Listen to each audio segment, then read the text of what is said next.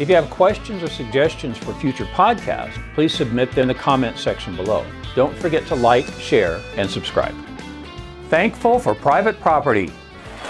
Hi, I'm Dave Arnott, the Christian Economist. If you have enough to eat this Thanksgiving, you should be thankful for the private property system that produced the food. We live in the most prosperous, fruitful time in human history. Let's take a brief look at how we got here. In October of 1621, Plymouth Colony Governor William Bradford called a 3-day festival inviting the 90 Indians to join his 50 Pilgrims. This feast, which included times of thanks to God as well as athletic competitions and food and fellowship, is commonly considered the first Thanksgiving festival in America. So, if you celebrate it with football games and food with your neighbors, you are reenacting this cherished Christian tradition. But who were these pilgrims, and how did they get here? Fight or flight.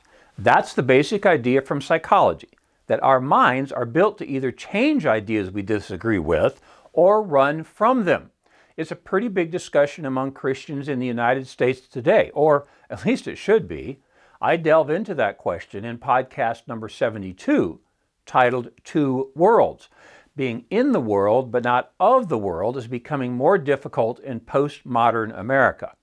The Pilgrims' response was flight, as explained by David Barton at Wall Builders. He writes, "The Pilgrims are well known today for their association with the first Thanksgiving festival.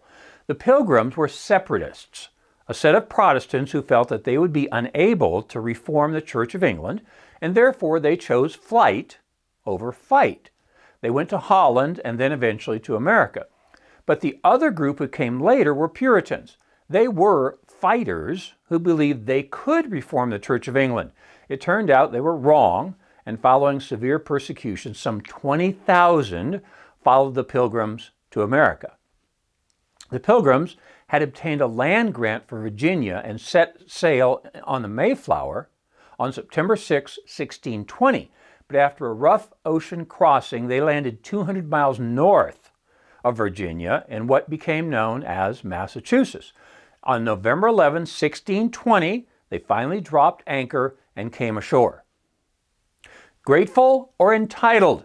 Yeah, of the hundreds of books and articles I've read and the hundreds of speeches I've heard, the one that makes the most impact on today's subject is a little 5-minute video by Dennis Prager titled The Key to Unhappiness. He says there are two groups of people, those who are grateful and those who are entitled. The grateful will always be happy. The entitled will never be happy. And here's the strange part. He's a Jewish person who does not believe Jesus died for his sins. Think about it. A Jew is telling a Christian that he should be grateful. Kind of backwards, isn't it? I'm the one who should be telling him to be grateful. Okay, Jesus had to die for your sins because there is no such thing as a free lunch. Somebody had to pay, and it wasn't you. That's why Christians are grateful and why we celebrate Thanksgiving. We have a lot to be grateful for. You're welcome to feel sorry for atheists during this season. They have no one to be grateful to. I don't know how you can be grateful for without being grateful to. Oh, then the poor non-believer has to suffer through Christmas and not celebrate the birth of Christ. You know, for all we complain about the difficulty of being a Christian, this time of year, it's really quite a blessing. Our grandkids sometimes tell each other, you get what you get and you don't throw a fit. Actually, that's pretty good Christian economic philosophy. Be happy for what you have. After all, being happy is not having what you want. It's wanting what you have. In our book, Biblical Economic Policy, Sergei Seidamatov and I mentioned this concept as one of the 10 commandments of economics, which we borrowed from the list by Moses. It's our number 4, and we call it Don't Covet. If you don't work. Now, the Apostle Paul wrote to the people in Thessalonica, he who won't work won't eat. The first Pilgrims had the same problem some 2,000 years later. William Bradford was the governor of the Plymouth Colony. Here's what he had to say about the socialism of the early Pilgrims. Quote, "By adopting the communal system, We thought we were wiser than God, end quote. That's true of socialists today. They think they're so smart that they can plan an economic system. No one is as smart as all of us. I often use this little diagram when I teach the power of markets in my class at Dallas Baptist University. The benevolent dictator would have to have perfect vision through two eyes, but it's spelled with the capital letter I because it stands for information and intent. Bradford thought he was wiser than God because he tried to plan a socialist system that would produce more than the market system. He found he was not as smart as he thought, and socialists since him have continued to try, but it never works. I unpack more of this in my podcast number 76, titled Central Planning Still Does Not Work. Yeah, it never did.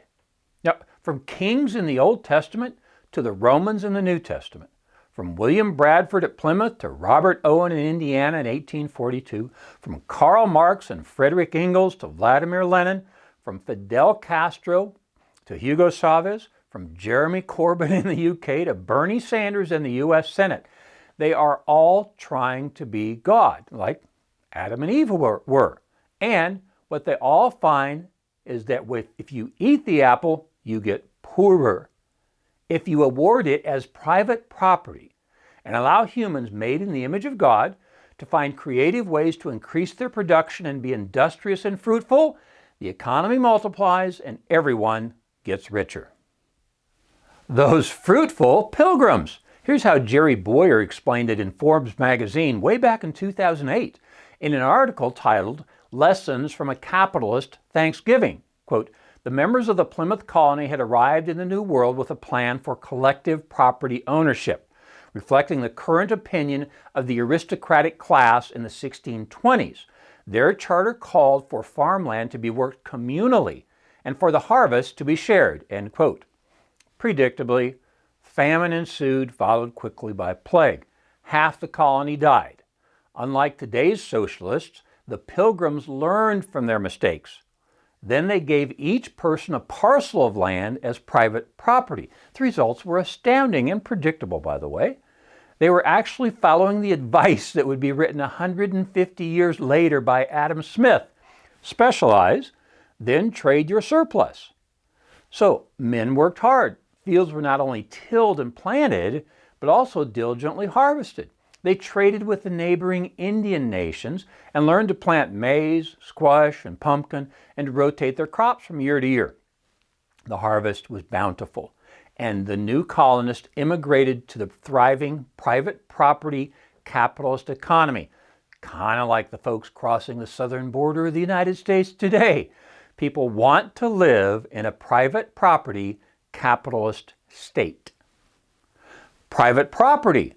When I talk about the lack of private property in my sophomore class at Dallas Baptist University, students have a little trouble grasping the whole concept. They know that they have title to their car and their parents have title to their home. So to live in a society without private property and the attendant legal system to enforce it is frankly kind of beyond their level of understanding. That's why the Pilgrims were richer than the Native American Indians they encountered in the New World. Most Indians didn't believe in private property. They were mostly animists who worshiped the earth.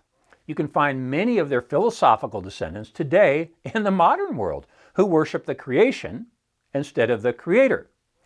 As Hernando de Soto explains in his book, The Mystery of Capital, in the early colonial period of the United States, property owners marked the edges of their property by corn stalks in Iowa and hatchet marks on trees in New England. What de Soto so clearly explains in his book is how these common marking systems became standardized and codified into law. Private property and the laws that defend it are what makes nations wealthy, and it produced the first Thanksgiving.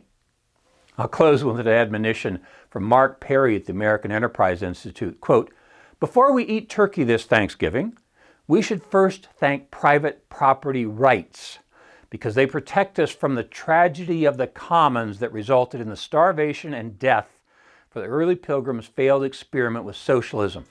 Without property rights, Thanksgiving Day would be Starvation Day. I'm Dave Arnott, the Christian Economist. Fear God, tell the truth, earn a profit. See you next time. For more information, please visit us online at davearnott.com. If you have questions or suggestions for future podcasts, please submit them online or in the comments section below. Don't forget to like, share, and subscribe.